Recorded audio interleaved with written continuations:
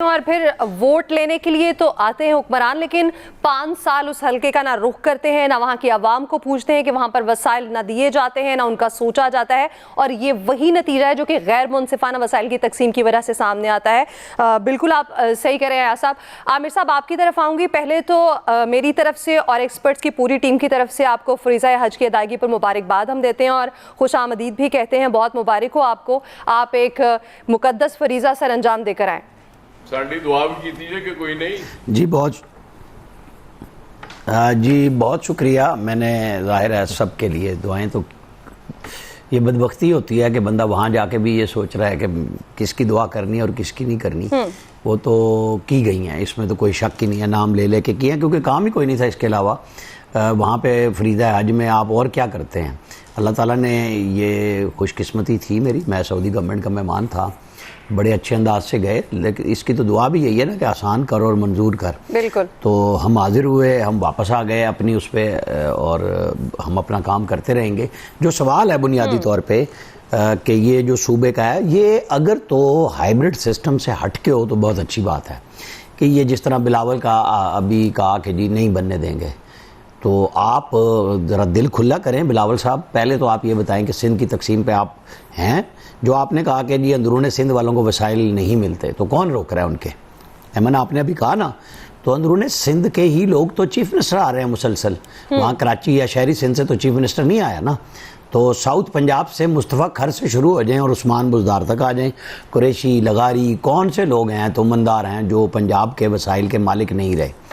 تو یہ بات کہہ دینا بڑا آسان ہوتا ہے کہ جب تک آپ کی نیت ٹھیک نہ ہو کہ آپ نے ان کو چلانا کیسے ہے۔ ہم تو نہیں افورڈ کر سکتے اتنے زیادہ وزرائے اعلیٰ اور گورنر کہ ہم پہلے ہی نہیں پورے اتر رہے، تو اب اگر آپ جو گفتگو ہو رہی ہے ڈویژن وائز بنا دیں تو کون ان کے وسائل دے گا؟ بہت سارے ڈویژن تو ایسے ہیں جن کے پاس ویسے ہی وسائل نہیں ہیں، تو کہاں سے آپ کے پاس پیسے آئیں گے؟ یہ ایک لمبی چوڑی ڈبیٹ ہونی چاہیے۔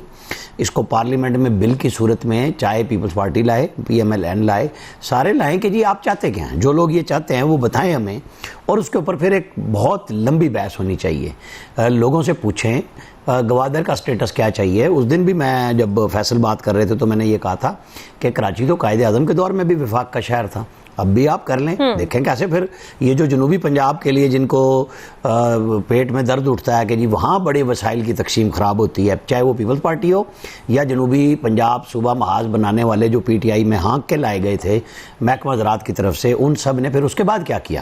کسی نے نام لیا؟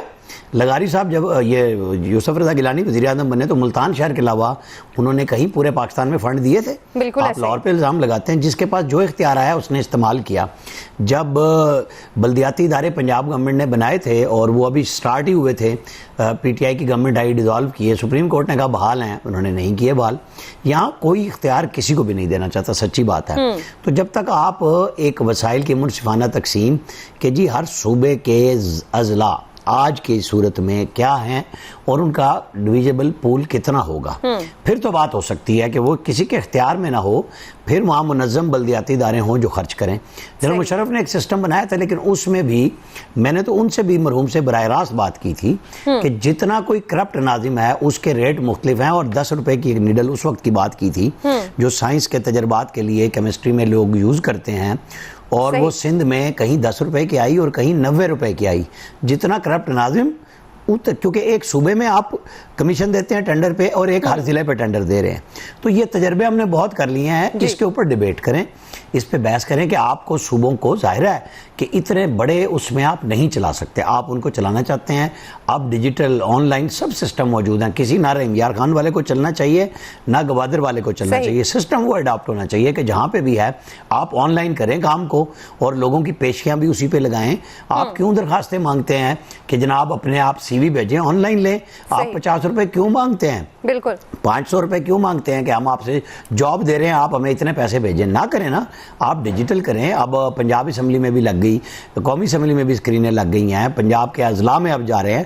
میں اس میں زیادہ کریڈٹ دوں گا چیف سیکرٹری پنجاب زاہد زمان کو، جنہوں نے پہلے لگتے ہی پنجاب کے اندر آن لائن سسٹم کو سب سے پہلے کیا، پھر مریم نواز وزیر اعلیٰ آئیں، وہ لے کے اب ضلع پہ جا رہے ہیں۔ تو یہ ای ٹینڈرنگ بھی انہوں نے متعارف کرائی، اور بہت بڑے بڑے، میں آپ کو مثال پہلے بھی کہہ چکا کہ جیسے ٹیکسٹ بک بورڈ کی بکس جو ہیں وہ فری بانٹی جاتی ہیں، कई अरब रुपए कम हो गए जो नया ई टेंडरिंग सिस्टम आया। तो हमें इवॉल्व करना चाहिए सिस्टम को, हम कैसे बेहतर बना सकते और लोगों की खिदमत कैसे हो सकती है। बिल्कुल ऐसे ही है, और यही सोचना चाहिए हुक्मरानों को भी ताकि चीज़ें बेहतरी की जानिब जा सकें। नवीद साहब, आप क्या समझते हैं कि एक तो जब सूबों की बात होती है, नए सूबे बनाने की, तो उस पर मुत्तफिक नहीं हो पाती सियासी जमातें, और आप क्या समझते हैं कि अगर हो भी जाएं, नए सूबों का क़याम अगर अमल में आ भी जाए, तो क्या अवाम की महरूमियाँ दूर हो सकेंगी, कुछ बेहतरी आ सकेगी? क्योंकि हमने देखा है कि बहुत से ऐसे मुल्क हैं जिन्होंने इस पर काम किया और बेहतरी की जानिब गए हैं।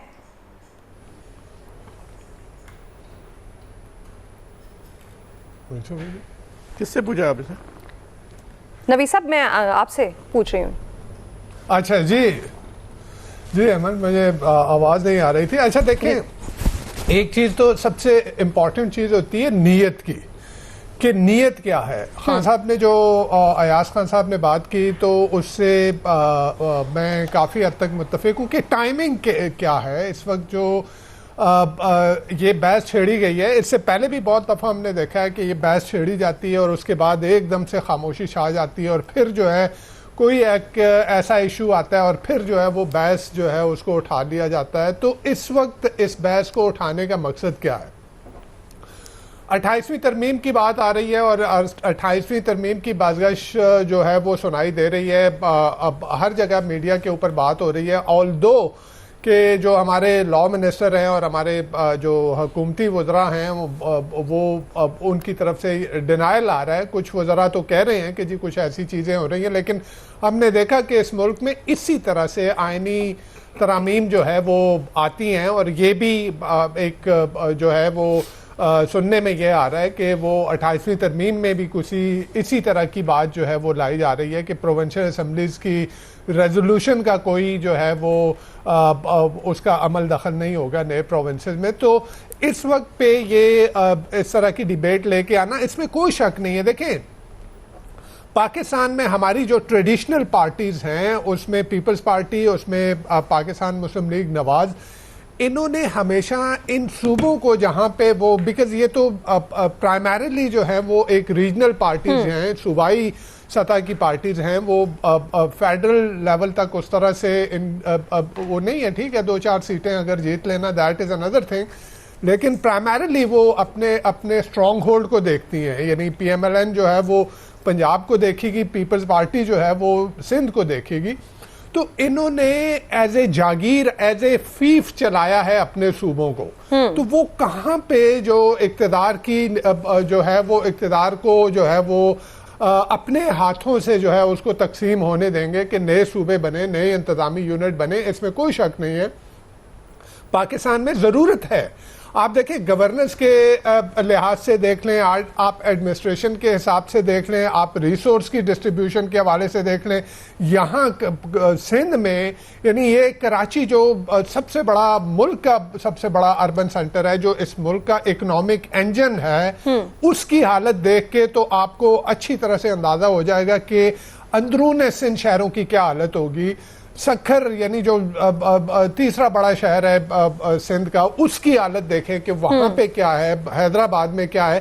तो रिसोर्सेज की यूटिलाइजेशन प्रॉपरली नहीं हो पाती, और यही वजह है। देखें, आप जो लोकल बॉडी सिस्टम है, BD सिस्टम जो है अयूब खान के ज़माने से, उसके बाद जो है मुशर्रफ साहब ने जो लोकल बॉडी सिस्टम इंट्रोड्यूस करवाया, अब उस लोकल बॉडी सिस्टम को पूरी तरह से इस पॉलिटिकल एलीट ने कोशिश की कि उसको फेल किया जाए। बिकॉज क्या है कि अगर निचले लेवल तक चली जाती हैं, जो गली मोहल्ले की, हमारे सीवरेज की, हमारे पानी की, हमारे रोड की बातें, अगर वो जो है वो लोकल बॉडीज अगर उनको रिजॉल्व करेंगी, तो कौन जाएगा इन MPAs के डेरों पे, कौन जाएगा इन MNAs के डेरों पे? और इनकी चौधराहट तो इसी से बनी होती है ना। ये किसी तरह से अवाम की खिदमत के लिए तो नहीं आते, ये तो अपनी चौधराहट जो है उसको एस्टैब्लिश करने के लिए आते हैं। तो और जहां तक बात ये कि मुल्क में रिसोर्सेज नहीं है, हम नए इंतजामी यूनिट में नए चीफ मिनिस्टर, नए गवर्नर, इनको अफोर्ड नहीं कर सकते। देखें, आपके सामने IMF की रिपोर्ट आई थी ना, खरबों रुपए की करप्शन हो रही है, खरबों रुपए की।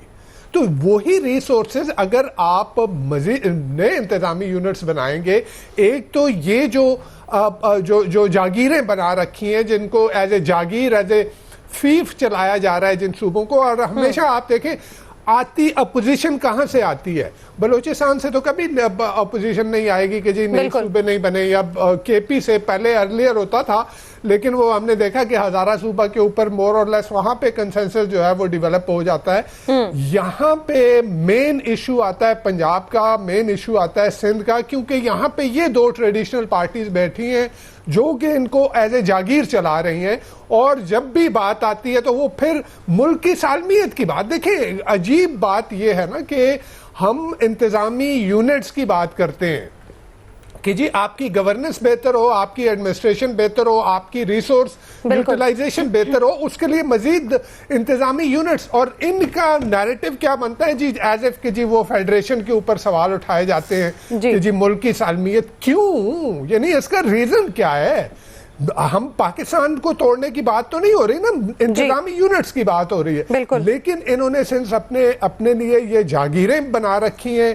یہاں پہ وہ نہیں چاہتے کہ جی اقتدار کو جو ہے اس کو مزید ڈیوالو کیا جائے، نئے انتظامی یونٹس پہ لے کے آیا جائے، یا پھر ایون لوکل باڈی سسٹم۔ میں تو یہ بھی کہوں گا کہ دیکھیں اگر آپ صوبوں کے اوپر نہیں جاتے نا، آپ اگر اس لوکل باڈی سسٹم کو اسٹرینتھن کریں، اس کو امپاور کریں، پولیٹیکلی امپاور کریں، ایڈمنسٹریٹولی امپاور کریں، فائنینشلی امپاور کریں، تو میرے خیال میں بہت سارے مسائل حل ہو جاتے ہیں۔ لیکن جو پارٹیاں جو ہے وہ لوکل باڈی سسٹم کو جو ہے اس کو اسٹرینتھن کرنے کے لیے، امپاور کرنے کے لیے تیار نہیں ہے، آپ کیسے ان سے ایکسپیکٹ کر سکتی ہیں کہ جی وہ نئے ایڈمنسٹریٹو یونٹس جو ہے وہ بننے دے گی؟ اگر ول ہے، پولیٹیکل ول ہے، اگر نیت صاف ہے کہ جی